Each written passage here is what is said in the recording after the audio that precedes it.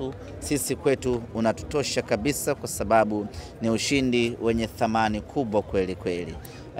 Haikuwa mechi nyepesi. Kila mmoja alitamani alitaraji Fountain Gate kwa changamoto anazopitia pengine tungewazidi kwa 100% pengine, lakini kwenye football huwa haiko hivyo.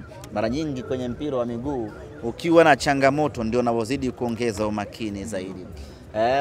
Unaweza kuona mkiwa 11 mkacheza vibaya, alafu mwenzenu mmoja akapewa kadi nyekundu, mkaongeza umakini, kwa sababu mnapokuwa wachache ama mnapokuwa mna changamoto, kila mmoja anakuwa committed kwa 100%. Kwa hiyo Fountain walikuwa committed kwa 100% na hawakuwa na kazi nyingi sana uwanjani hii leo zaidi ya kulinda kile ambacho wanahitaji kulinda. Lakini yote kwa yote vijana wetu wamefanya kazi kubwa. Tumepata magoli 3. Tuna furaha kwa sababu magoli yetu yamekuwa na mgawanyiko mzuri. Kwanza Jean Charles Ahoua ameendelea alipoishia. Mechi ya mwisho alifunga na mechi ya kwanza ya ligi amefunga vile vile. Maana yake ni kwamba muendelezo wake bado uko pale pale. Yule Jean Charles Ahoua MVP bado ni yule, na leo amefanya yale ambayo anatakiwa kufanya kwa ajili ya kuwafurahisha wana Simba. Ametoa assist 1 na amefunga bao 1. Huyo ndio Jean Charles Ahoua. Ni faraja na furaha kubwa kuona mchezaji wenu kiwango chake kimeendelea kubaki pale pale, hasa mchezaji muhimu aina ya Jean Charles Ahoua. Hili kwetu ni jambo la kutupa faraja kweli kweli, kuona kwamba kijana wetu kiwango chake hakijaporomoka hata kidogo. Mechi ya kwanza amefanya mambo 3 makubwa. Ya kwanza ametoa assist kwa Rushin De Rock. La pili amefunga goli, na 3 amechukua tuzo ya mchezaji bora wa mechi. Ni jambo la faraja.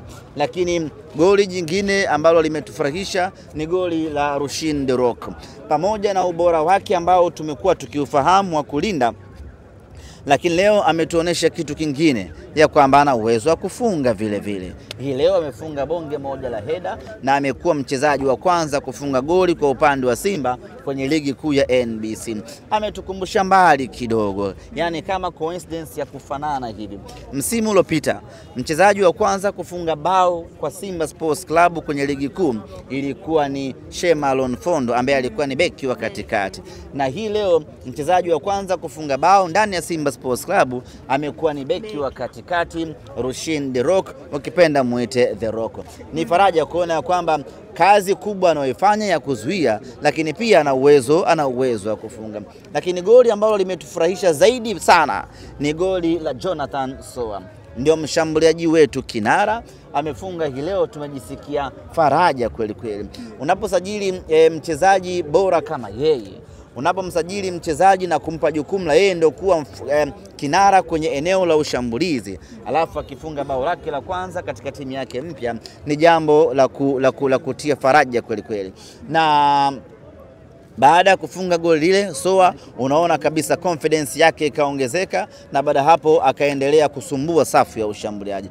Kwetu wana Simba, mechi leo furaha yetu imebalance kwa sababu kila kitu kimekwenda vile ambavyo tulitaka sisi kiwe. Tulitamani na mwalimu vile vile angepata nafasi ya kuingia akafunga, lakini tayari sawa ilikuwa imeshakamilika. Yote kwa yote, we are very happy. Our boys wamefanya kazi nzuri. Sasa macho mbele kwenye ligi ya mabingwa Afrika. Morris Abraham dakika chache alizocheza. Ya Morris Abraham ameonyesha kiwango cha hali ya juu sana. Imeonyesha ni kwa namna gani tulimwamini huyu kijana mdogo. Kwa muda ambao ameingia, ameonyesha utofauti mkubwa sana. Anachukua mali, anaondoka, anapasia, anafungua, na amekosa magoli kama 2 hivi rebound zile ambazo angepiga sawa sawa, ilikuwa inakula chuma ya 4 na chuma ya 5. Morris Abraham ni kijana mdogo mwenye uwezo mkubwa na kipaji halisi cha mpira wa miguu. Tumemwamini Simba Sports Club, na anavyoendelea kupata confidence ya kuchezea timu kubwa, anavyoendelea kuaminiwa na kupewa game time, Morris Abraham for Ballon d'Or. Hatua inayofuata ni kimataifa kesho kutwa. wanasimba wanakwendaje huko, lakini pia ikiwa bado hajatoka taarifa rasmi kama watahudhuria mchezo ama la. Baada ya mechi ya leo moja kwa moja tunarejea tena kambini kwetu Mbweni kwa ajili ya kuendelea na maandalizi kuelekea mechi yetu ya tarehe 28 ligi ya mabingwa Afrika. Taarifa rasmi, taarifa kamili tutaitoa kesho kuhusiana na maandalizi ya mchezo huo na mustakabali wa mashabiki kuelekea katika mchezo huo. Kesho Mwenyezi Mungu akitujalia mapema saa 4 asubuhi tutakuwa na mkutano na nyinyi waandishi wa habari, tuwaeleze mipango mizima kuelekea katika mchezo huo sanjari na safari ya wapinzani wetu Gaborone United ambao tayari wameshaanza safari. Kesho tutawaambia wanaingia lini Dar es Salaam pamoja na maandalizi yake kwa ujumla. Ahmed, mchakato wa kocha mpya umefikia wapi na pengine tarajia itakuwa ni lini? Very soon kocha mpya atapatikana. Kwa sasa viongozi wetu wanaendelea na mchakato wa kuangalia nani bora zaidi anatufaa ndani ya Simba Sports Club, na tunaamini baada ya mechi ya tarehe 28 kwa maana ya Jumapili hii inshallah tutakuwa kwenye nafasi nzuri baada hapo kusema nani anaweza kuja kuwa kocha wa Simba Sports Club. Na ndio maana unaona taarifa yetu tuliotoa ni kwamba mechi ya ligi ya mabingwa Afrika ataisimamia mwalimu Hemedi Suleiman Morocco. Baada hapo mechi zinazofuatia baada hapo tunaamini kabisa kocha mpya atakuwa ameshapatikana. Kwa hiyo nichukue nafasi hii kuwatoa wasiwasi wana Simba, kuwatoa hofu wana Simba ya kwamba very soon kocha mpya atapatikana na atakuja kuanza majukumu yake. Hatujafumba macho tangu mwalimu Fadlu ameondoka, wala hatujameza mate tangu mwalimu Fadlu ameondoka. Tumekuwa tukifanya kazi ya kupitia mwalimu mmoja baada ya mwingine. Mwalimu twende tukamchomoe wapi aje afanye kazi ya Simba Sports Club. Na niwaambie ama niwahakikishie wana Simba kwamba kwanza katika timu ambayo inaongoza kwa kuleta makocha bora ni Simba Sports Club Tanzania hii. Kwa hiyo wawe watulivu. Katika eneo ambalo huwa hatukoseagi ni kwenye eneo la kuleta makocha wazuri. Kwa hiyo very soon watamuona kocha mpya wa Simba na atakuwa ni kocha katili, kocha hatari vibaya mno, kocha ambaye atakuja kuiboresha timu yetu na tufanye vizuri zaidi ndani na kimataifa. Clean sheet ya kwanza kwa Kamara na yeye ni msimu uliopita alikuwa ni kinara. Hii inamaanisha nini? Naye ameendeleza ubora wake lakini hawezi kumsifia peke yake kwenye eneo la clean sheet. Unasifia safu nzima ya ulinzi. Tumekuwa na safu bora sana ya ulinzi.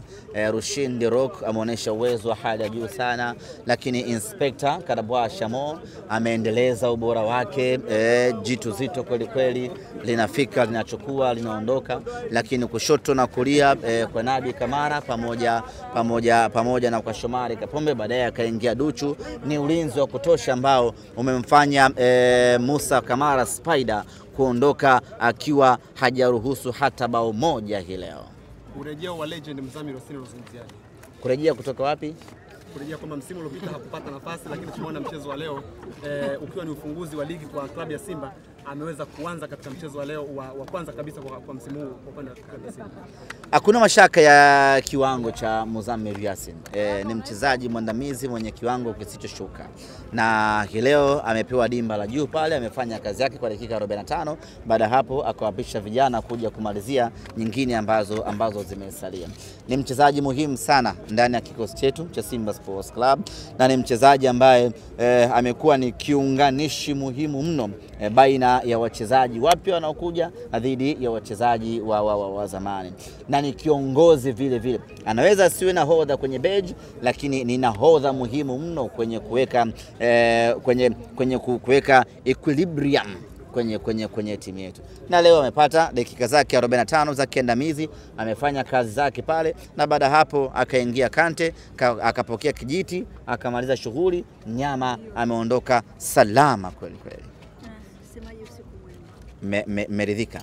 Kesho tutakuja pale. Bado hujamzungumzia Mpanzu.